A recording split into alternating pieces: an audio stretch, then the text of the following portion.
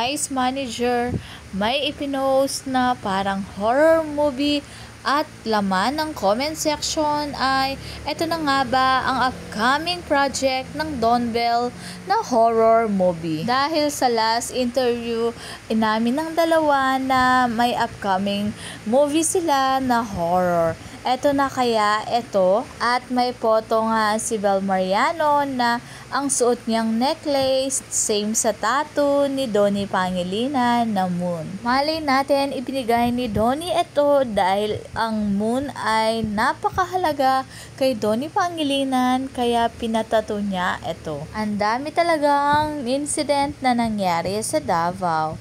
At yun ngang trending kay Bel at kay Donnie naman na may isang fans na nagpa-picture lang pero humalik ito sa kanya. Merong ngang nagsasabi na napakaswerte niya dahil nahalikan niya ang isang Donnie Pangilinan. At meron man nagsasabi na dapat hindi ginawa ito ni girl dahil parang hindi na niya rinespeto si Donnie. Dahil gulat na gulat ito.